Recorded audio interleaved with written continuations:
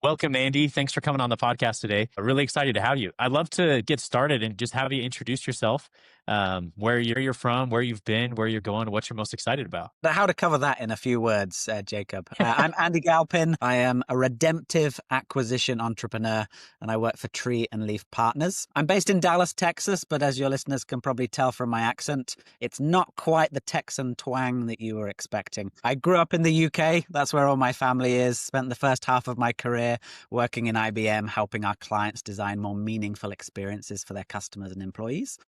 Really love what I did, but got to a point where I wanted more ownership and accountability of the change that I was trying to drive on the client side. So hopped across the pond and spent some time in Chicago before eventually landing in Dallas and starting Tree and Leaf Partners. That's cool. Okay, so maybe you'll have a Texas twang in a few more years of living there. So we'll have My to wife talk hopes not, again. yeah.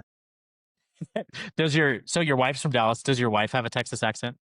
She is a bit more neutral. So she's from Okay. Dallas Central. So her dad has a very East Texas twang to his accent that comes out when we head to East Texas. But she's quite neutral. So it's not a strong Texas accent.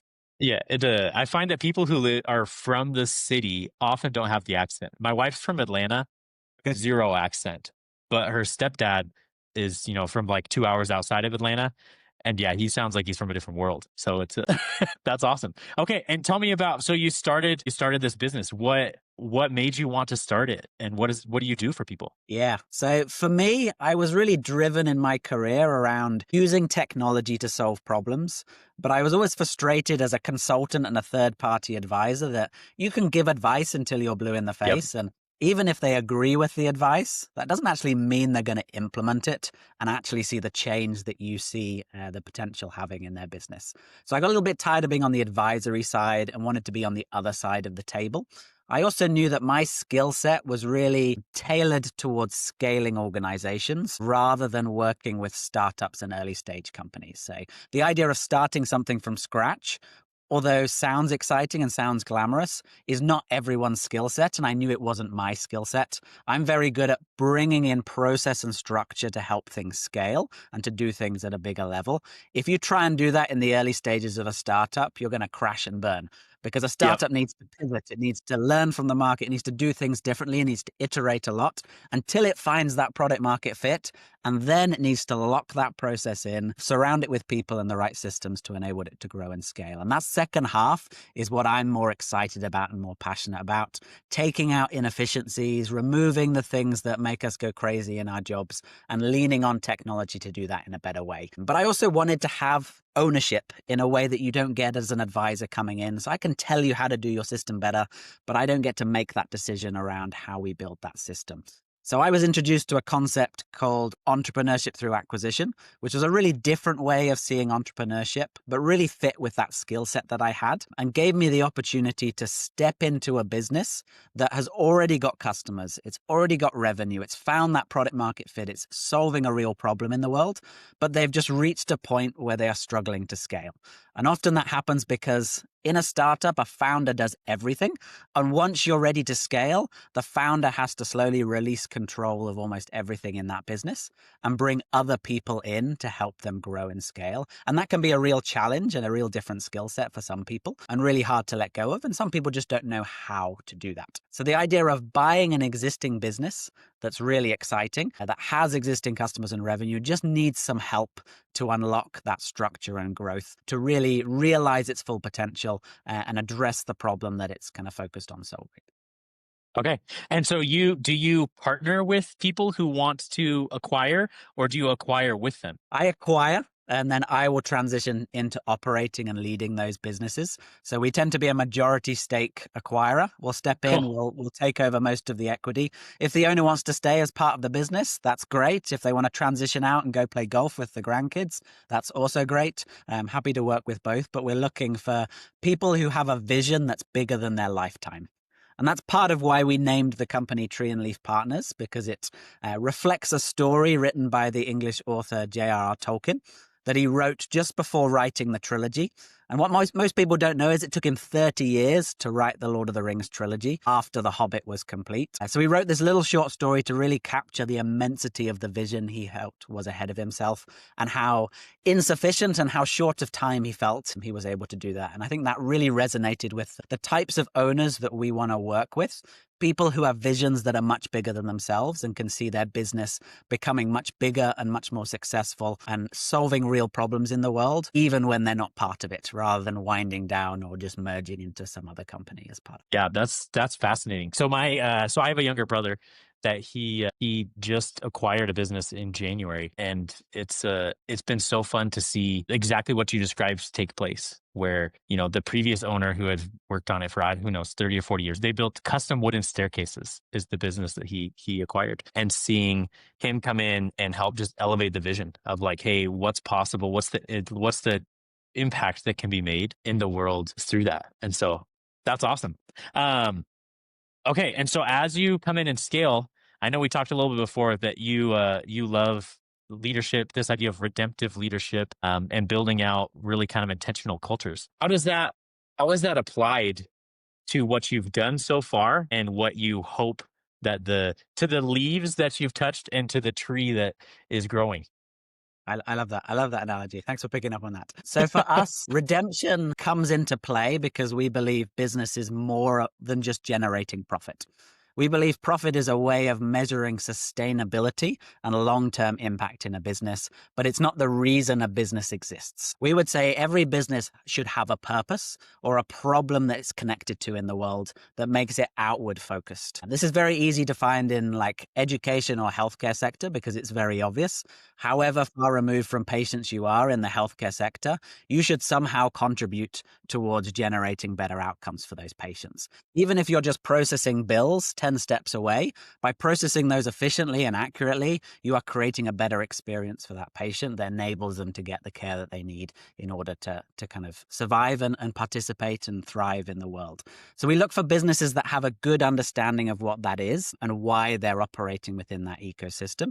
And then we look for businesses that really understand that a business is a collection of human beings putting together their skills and their talents to solve a problem in the world. So if we've understood the purpose of the business and the problem that it's solving, we then look for an alignment between the people and the talent that are part of that organization and are looking to solve that problem.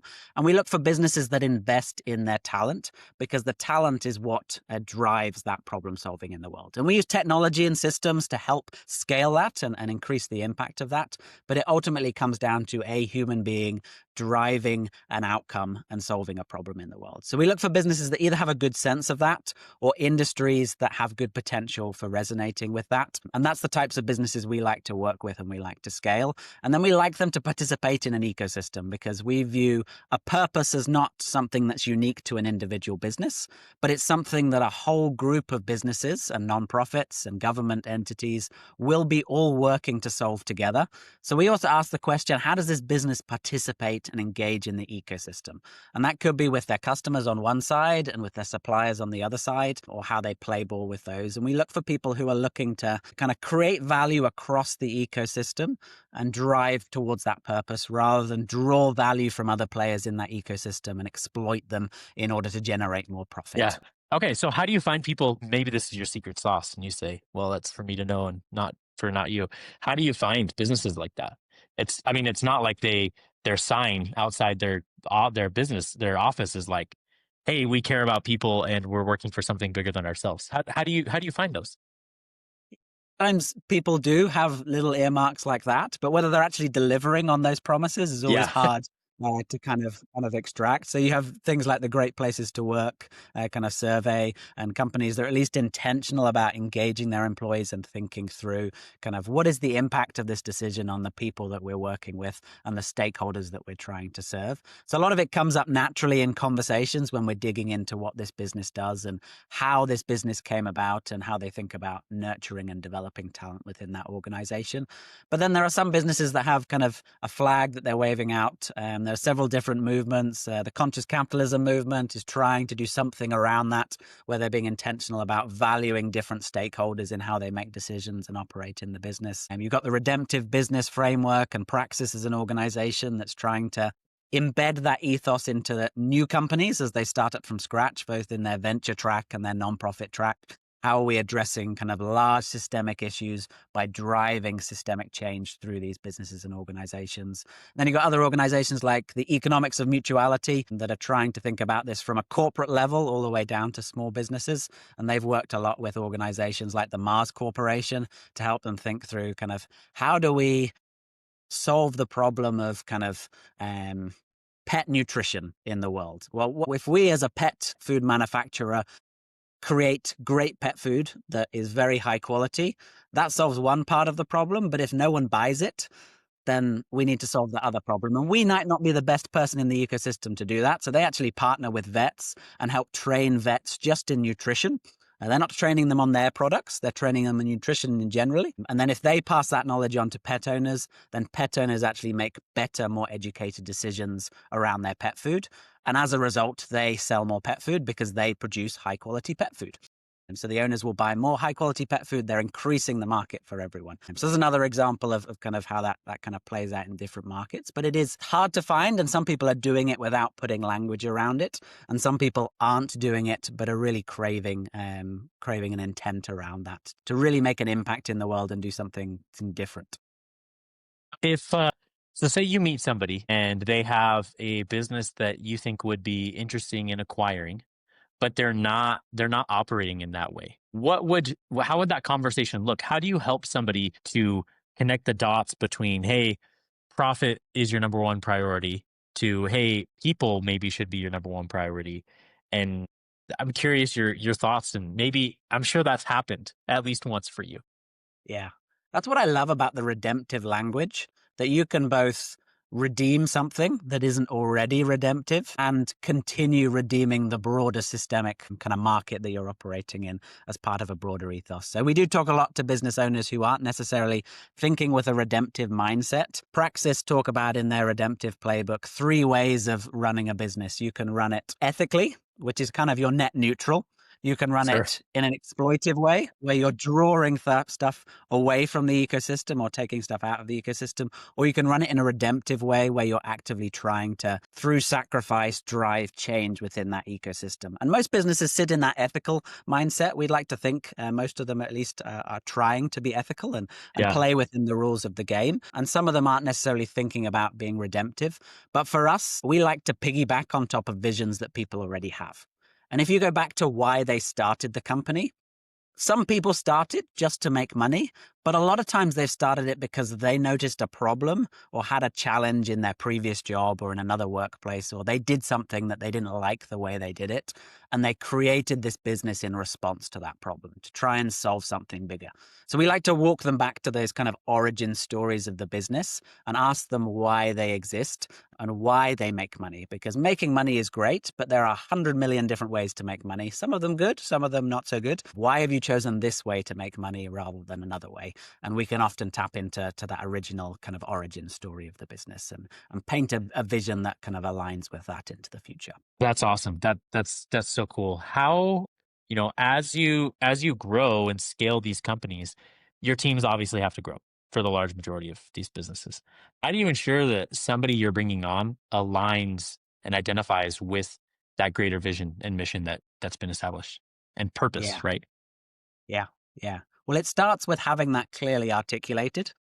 Yeah. So a lot of companies will say they have a vision or say they have a purpose or talk about values that they have, but if you ask them to tell you what it is, they'll turn around and look for the poster that's somewhere on the wall or hidden in the corner Yes. gathering dust because they did an exercise 3 years ago that they thought it was a good idea and then it sat on the shelf and didn't really do anything. So for us, it starts with both being able to capture that and making sure that reflects the true state of the organization and the values are realistic values that kind of reflect the culture of the organization. They aren't entirely aspirational. They're like, oh, we really want to be collaborative, but all our salespeople are incentivized to compete against each other. Doesn't really work. You've got a conflict of values there in what we're doing. So we start with kind of making sure we can articulate that really well and really strongly, and that accurately reflects where the business is. And then we make sure there are behaviors that we have defined around those values to make sure the company is operating in line with those values. And once we've got that consistently done within the organization, we've got a reasonably good baseline of culture within that business. We then look for people who fit that organization and fit that culture and are attracted to those types of values. And there are different ways of doing that. You can talk to them in interviews, but obviously that doesn't scale very well. You can price and kind of manage your kind of salary and the job expectations around what's important to those people. So there's a really interesting case study around a dog toy company that paid below market rates for the jobs that they had, but they allowed people to bring their pets to work. And they were trying to find people that weren't entirely motivated by money, but would Yeah. see some intrinsic value in both serving dogs and serving pets as a broader purpose as part of the company, and bringing their pet along to work and being part of that kind of environment. So finding ways to kind of signal in your culture and how you're advertising jobs that reflect the culture and the values and the types of people that you value, and then making sure how you reward and incentivize people also aligns with that. Okay. Um, no, that's awesome. As you were talking, I was thinking, it's cool that you're not just doing this with one company, but right, a portfolio. Have you been able to quantify the impact of actually having a culture that's aligned and working well monetarily? Yeah. It's really hard because we can measure different types of value. So what I like about the economics of mutuality framework is it talks about value in a number of different lenses. We've got financial capital, which is what we tend to measure quantifiably, that they reframe slightly as shared financial capital, because I think who is receiving that financial capital is really important. If you're paying your employees more, then naturally your investors are going to get a lower return on their investment. But you're still creating the same amount of financial value. You're just choosing which stakeholder is receiving that financial value. Same if you pay your customers or your suppliers slightly more, or you reduce your prices to offset your customers. You're sharing that financial value in a different way. But then you've also got human capital, you've got social capital, and you've got natural capital. And a lot of the time, a business is either tapping into these resources, the resources of the natural world, maybe to build products, or they are building and using human capital in the business in terms of the Yeah. skills and the abilities their employees have. Now, if my employee gains new skills, I've increased the amount of human capital in that business, but I haven't necessarily turned that into financial capital. And there's a danger if I try and measure that in financial capital that I will end up extracting the human capital and replacing that with financial capital. And this happens a lot in the kind of acquisition space. If you owned a wonderful small manufacturing business, you had 3 people in accounting, 10 people in sales, and 20 people in manufacturing, and you decided to sell to your competitor, what happens to those people in accounting, Jacob? They no longer have a job. So you've Yep. traded that human capital in the business for more financial capital, because a competitor can pay you more money because they know Mary in accounting is not going to be there after the acquisition. David in sales is not going to be there because we've got our own sales team. We're Yeah. going to cut the manufacturing team in half because we've actually got a bigger plant that has spare capacity and we don't actually need all these people because we're going to bring in these efficiencies. So we build up different forms of capital within the business. And then when we try and turn it into financial capital and use financial capital as our measure of success, we often destroy those forms of capital that we originally created. And it's very difficult to turn that back into human and social capital, even natural capital as part of that process. That's fascinating. I really like that. I imagine that there's a natural evolution of shift in thinking of how do you go from, we talk to people all the time and Yeah. the question is always, well, great, like how is this going to affect our dollars? You know, like we've built a software that helps people hire people that align with their existing culture. And they're like, that's awesome. And some people are like, well, that's warm and fuzzy. And there's no measurable value. And yet all of those things are interconnected. And I think that when you do shift the focus and the way that you're viewing a business and the people in it and all the processes, you recognize, oh wait, when you optimize for something that is just dollars, it's not going to work as well as it might. How have you seen people's perspective shift on that? From going from dollars are the most important thing to then viewing, capital as, hey, there's these different categories that you described, and they're not all measurable in terms of dollars. Yeah. It's a really challenging shift for people to make because we fall into the trap of not thinking human beings are human beings. And Yes. human beings are relational beings, which means we need kind of connection with other human beings as part of that process. And therefore, we need to connect what we're doing with how it impacts other people. And we saw this very kind of very strongly in the Industrial Revolution, that it used to be that a team of people would build a car. They'd start at the beginning, they'd build the foundation, they'd put the wheels on all the way to the end, put the engine in, and then out the door goes a car. And you get a great sense of purpose in building a car.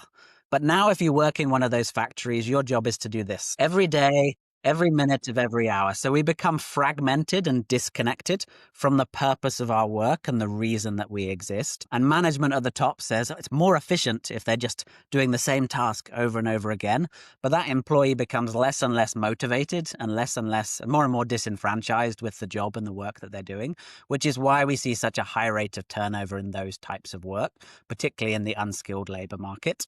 And even if you look more generally at white collar work, Gallup suggests that most employees are disengaged and Yeah. actively not engaged in their work. So you've got to ask the question, if you're performing at this level with half your workforce disengaged, what will happen if you can engage all your workforce? If you can kind of multiply what they're doing and harness the true power of their skill set, where they're actually trying to solve the problem for their customers rather than doing the bare minimum to get through the job and get the paycheck. And I think that has a real intrinsic impact on the dollar value of aligning that culture and investing in culture. But it is that non-quantifiable aspect of the culture that you can only see the result after you've made that investment. And it takes time and energy and resources in order to kind of transform. Yeah, it becomes a win-win situation that, right, the business, you look at, well, what's engagement and productivity and all these things that, pick any random HR buzzword, business buzzword, and it's going to improve. And then the individuals are just happier. Like they're actually fulfilled. And I think in a world where we are all constantly asking, like, how do we scale this? How do we make this more efficient? Some of those things are the right answer is just, hey, we're looking at this the wrong way. How do we shift it so we get people to be more fulfilled at an individual level, and that comes full circle and then helps the business. So no, that's awesome. I'm really excited for what you're doing. It sounds like not only is it going to be successful as a business, but it's going to make a lot of people have happier lives. Yeah. And I like to imagine it quite simply that if you enjoy your work, then you'll go home and you'll enjoy your family life. If you have a very high stress job that you hate it, often people will turn to the people they love most and they will get the bad side of them when they go home, and it impacts the families, it impacts the communities. So just by bringing a more human aspect to how you approach work, you can actually transform your communities around you just by being intentional about investing in your employees. Yeah, that's beautiful. Well, thanks so much, Andy, for coming on the podcast today. Anything else you want to share before we close? It's been a pleasure, Jacob. Always happy to talk to people about this. I do a lot of posting on LinkedIn around culture and leadership and how to lead in this way. So if it resonates with any of your listeners, they can find me on LinkedIn. I'm Andy D. Galpin, or check out our website, treeleafpartners.com. Awesome. Thank you so much. Thanks.